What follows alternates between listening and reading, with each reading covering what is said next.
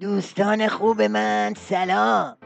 چند شب پیش خدمت رسیدیم و از سیلی تحریم‌های جدید به بناگوش ولی فقیه و شیخ پری براتون گفتیم.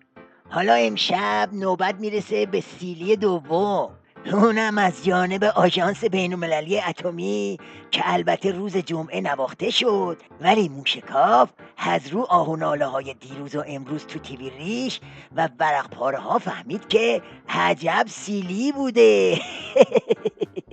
نماینده ایران در آژانس بین‌المللی انرژی اتمی گفت گزارش جدید آژانس بار دیگر نشان داد که انحرافی در برنامه هسته‌ای ایران وجود ندارد.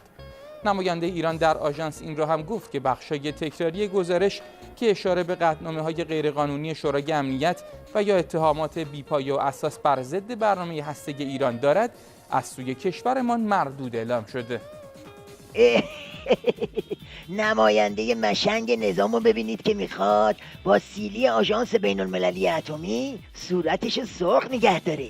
همین بخشای تکراری که این دیپلمات پرتاب نظام میگه مردود اعلام شده، اون چنان سوز و گدازی تو نظام را انداخته که بیا و تماشا کن. تاب خوردن آژانس با طناب پوسیده آمریکا. آژانس در گزارش منتشر شده خود عنوان داشته که ایران هنوز به 2 مورد از 5 تعهد خود در زمینه اعتمادسازی عمل نکرده است. این در حالی است که گزارش‌های قبلی آژانس بین‌المللی انرژی اتمی به خصوص پس از توافق ژنو بر صداقت رفتاری و برداشتن گام‌های اعتمادساز از سوی ایران مهر تایید زده بود. اینم از ورق‌پاری دلواپسا.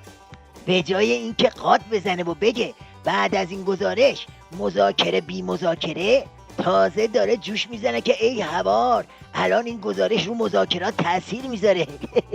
حالا بریم ببینیم شریعت نداری این وسط به چه روزی افتاده. آمریکا در همین دوره اعتمادسازی نامزدی صادقانه اصرار دارد اعلام کند که جز دشمنی و بدعهدی و زورگویی اخلاق دیگری را نمی‌شناسد. آیا نباید طیف خوشگمان یا مرعوب نسبت به غرب و بدبین و بدگمان نسبت به اقتدار جبهه خودی در برآوردها و نسخه پیچی‌های خود تجدید نظر کنند؟ راستی رفقا، این وسط علیگدا در چه حاله؟ خبری ازش نیست. شما خبر داری؟ حضرت آیت الله خامنه‌ای رهبر معظم انقلاب اسلامی به دلیل عارضه پروستات صبح امروز در یکی از بیمارستان‌های دولتی تحت عمل جراحی قرار گرفتند که به حمدالله این عمل با موفقیت به پایان رسید.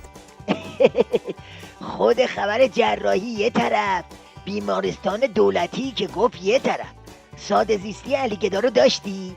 اما از این حرفا که بگذریم، اصل قضیه همون جسم ناقص عظماست که معلوم شد ظرف تا ترموستاتش هم رفته. حالا این شما و این فیگور دلواپسی شیخ پری برای علیگدای گردن شکسته. از آن زحمت شما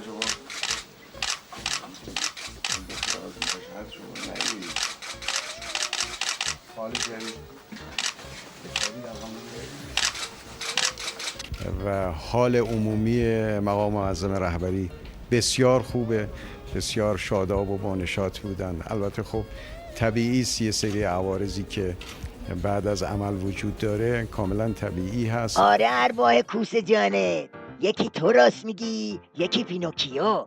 از یه طرف میای جلوی دوربین ریش اون علیگدای نفله رو ماچ میکنی، بعد از اون طرف میری سخنرانی میکنی هست و نیست ولایت رو میبری زیر بخیه.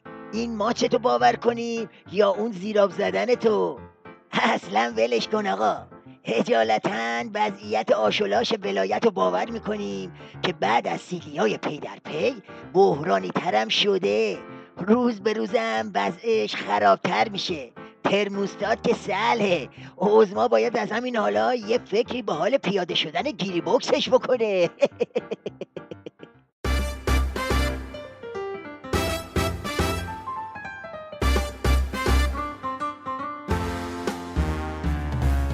بحثای داغ و شفاف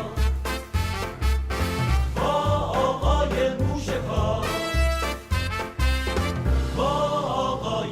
گوش کار